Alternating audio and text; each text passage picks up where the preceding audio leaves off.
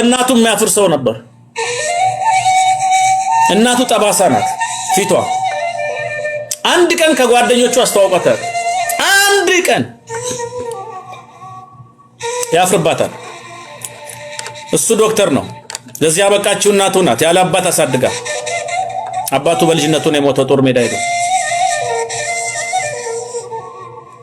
ጠራችውና ልጄ ለምንድን ነው ጓደኞችህን ማታስተዋውቀኝ?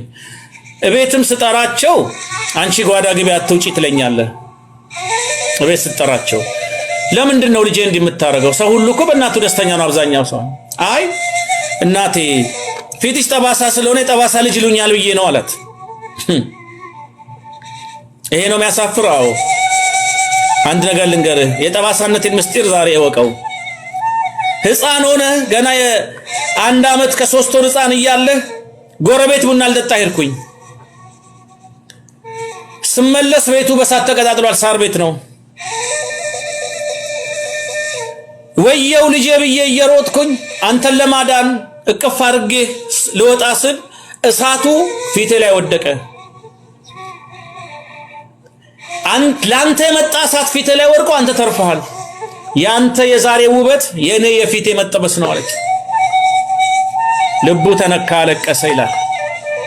ከዛን ቀን ጀምሮ እናቱን አደባባይ ላይ ይዞ እዚህ ላይ የምታዩት ውበት እሷ የሰጠችኝ ነው፣ የሷ ጠባሳ ደግሞ የኔ ነበረ፣ ተቀያይረን ነው እያለ እናቱን በአደባባይ ማክበር ጀመረ።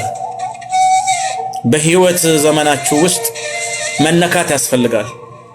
ቤተሰቡን የማይወድ እናቱን ቦታ የማይሰጥ ዛሬ ሁሉ ጊዜ ዘላለም የሚኖሩ እየመሰላቸው 40 ዓመትም ላይ ሁሌ ማሙሽ የተባለ መኖር የሚፈልግ ሰዎች ልጅ ሊኖር ይችላል።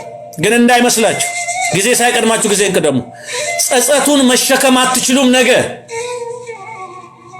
ነገ ላይ ወየው ይሄን አድርጌ ቢሆን ኖሮ ከሚል ጸጸት እንድትድኑ ነው። ግን የምትችሉትን ሁሉ አርጋችሁ እረርታችሁ አቅማችሁ የፈቀደውን አርጋችሁ ታማ አስታማችሁ፣ ወንድማችሁ ታሞ አስታማችሁ፣ በችግሩ ደርሳችሁ የሚገባውን ነገር ከናንተ የሚጠበቀውን የሰውነት ግዴታችሁን ሁሉ ተወጣችሁ ከአቅም በላይ በሆነው ሁኔታ ችግሮች ተፈጥረው እናት ሄዳ አባት ሄዶ ሰውን አጣችሁ የሆነው ነገር ሆኖ ከሆነ ግን አትጨነቁ። ቅበሩ፣ አልቅሱ። ከዛ በኋላ እግዚአብሔር ያንተ ፈቃድ ነው ብላችሁ ተጽናኑ። በእናንተ ለቅሶ የሚለወጥ ነገር የለም።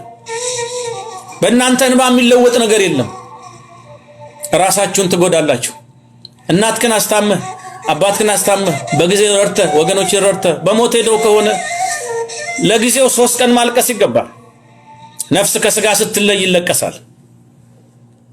ነፍስ ከስጋ ስትለይ ይለቀሳል።